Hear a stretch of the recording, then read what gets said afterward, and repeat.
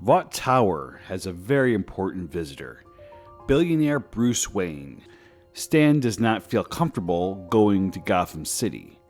This meeting between Stan and Bruce was interesting to say the very least. Both bring really good things to the table. Stan says Wayne Enterprises and Gotham need Vought. The mayor of your city approves our help, referring to the crime and one vigilante. Every time we send one of our superheroes to Gotham, they come back petrified. They all tell us the same thing. They were threatened by a man dressed like a bat. Stan says Vought has made and marketed some bizarre characters over the years, but this is just insane.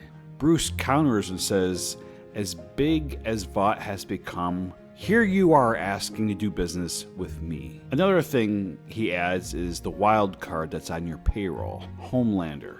Bruce leans forward a bit. Even you have to admit, he's been a PR nightmare and will continue to be. But Bruce leaves, but not before leaving a high-tech bug under the table.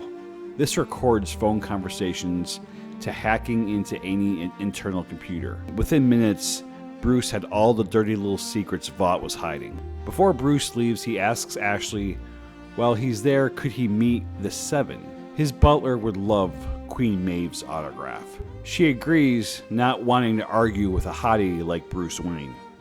Her words, not mine. However, the only one in the building at the moment was the Deep.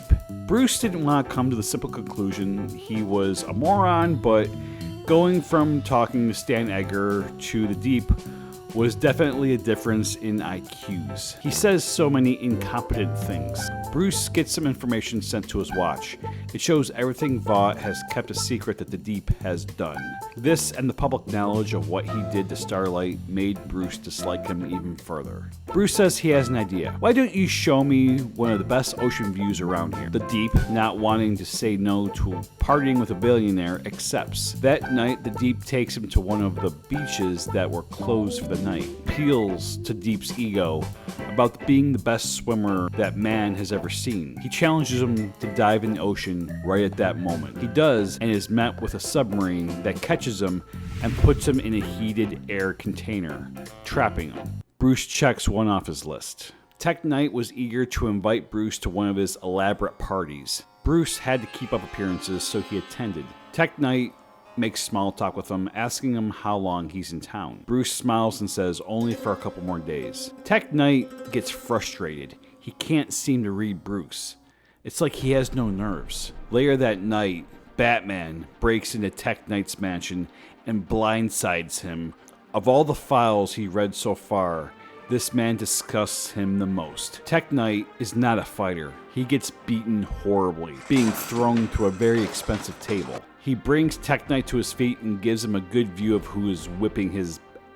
You tell Bruce Wayne, I'm coming for him, Batman says, dropping Tech Knight back on the floor. By doing this, he sets the seed in Vaught's mind that the Batman had followed Bruce Wayne here. The next day, the Seven are meeting and wonder where the Deep is. He never misses a chance to kiss up to Homelander. Tech Knight stumbles in all bandaged up. He tells him what happened last night and that Bruce Wayne is next. Stan Edgar hears about this and sends Homelander to intercept Bruce before he could board his plane. He didn't care for Bruce personally, but he was a big investment. Homelander didn't like it, but he did what he was told. Mr. Wayne, we feel your life is in danger. We think it's best you come with us. Well, who am I to say no to Homelander?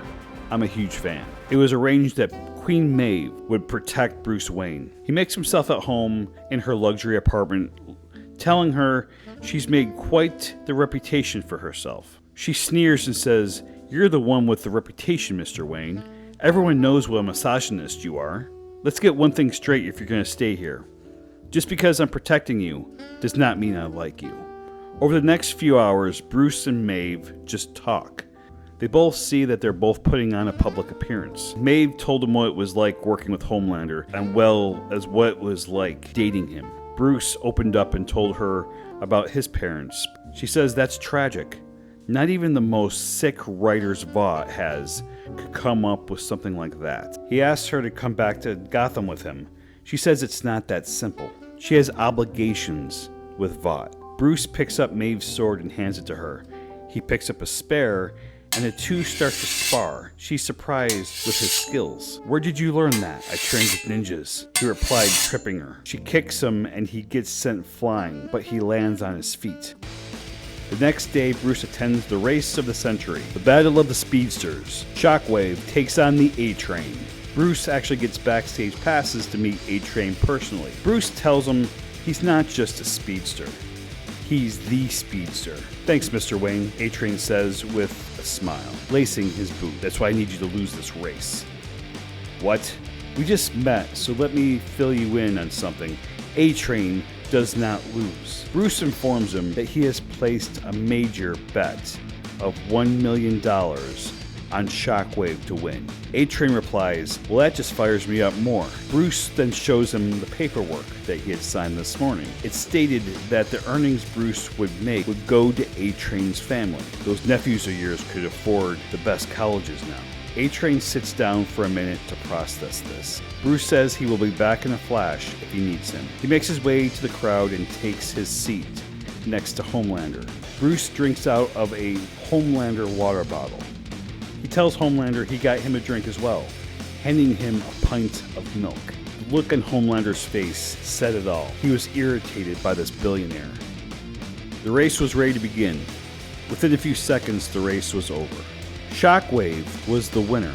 A-Train lost on purpose. He ran away so he didn't have to deal with Homelander, who already made the decision Shockwave was going to replace A-Train in the 7. The next morning, Homelander orders a mandatory meeting of what's left of the 7. He was the first to arrive when he sees Black Noir laying on a table where the 7 usually conduct business. His mask was ripped half off, and a batarang was stuck in the table. Black Noir was alive, but passed out. Batman had found out of his allergy and used it against him. He was rushed to a nearby medical center. Homelander didn't let this stop the meeting. The ones who showed up sat at the bloody table. Just Shockwave. That's it. Stan Edgar walks in and sees the lack of 7. "Well, this is disappointing." He's worried about the product. "You will have a team by the end of the day," he says, walking out, not listening to what Homelander has to say. "I'm the leader of the 7, Stan.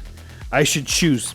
Yeah, Stan's gone. Stan chooses wisely. He sees an opportunity for the past, present, and future of all heroes to be on one team. He brings the Countess and Lamplighter out of retirement and rebrands the former Liberty into Stormfront. There is also this young man that was showing promise, Golden Boy. There could be money to be made with the dynamic between him and Homelander.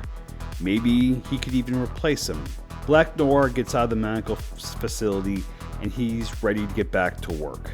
Over in Gotham, Bruce was putting together a team of his very own. He had convinced A-Train and Maeve to shift their alliances away from Vought. He invited them to do something better, be real heroes. Of course, they too would have to rebrand. Queen Maeve would now be known as the Wonder Woman. She stops a bank robbery and takes down all 3 guys by herself. A-Train can now be known as the Flash. Thanks to him, all the people that were trapped in a burning building were still alive. This is the first time in his life he actually felt like a hero when a kid smiled at him.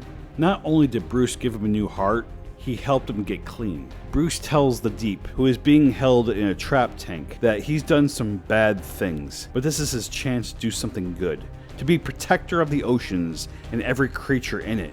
Vought does not care if they kill fish or not. Bruce releases him and hands him a trident. "Welcome to the team, Aquaman." It's a good thing Bruce let him out, because a ship just outside Gotham Harbor was going down quickly. He saves everyone on board. Bruce had a wild card. It was easy talking Starlight into joining. He offered her a new name, but she declined. "Just call her Annie," she says.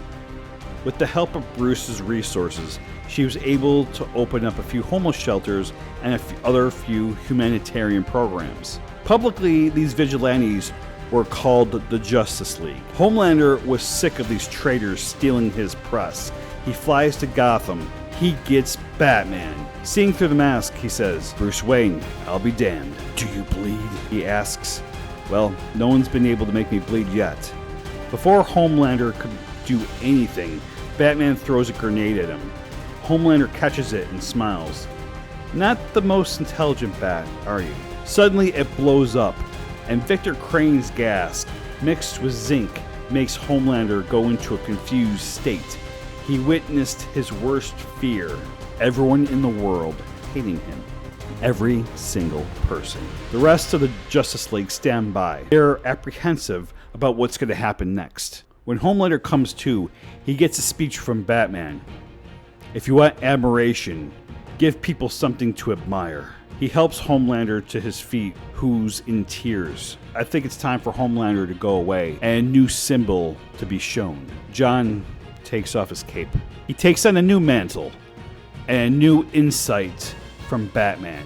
No more killing. The rest of the team still do not trust him. Ladies and gentlemen, thank you for watching. If you like our content, please hit the like, the subscribe, and if you guys want a part 2, please let me know. Leave it in the comment section below. And as always, follow the road sign. Bruce Wayne goes back. A request from Annie.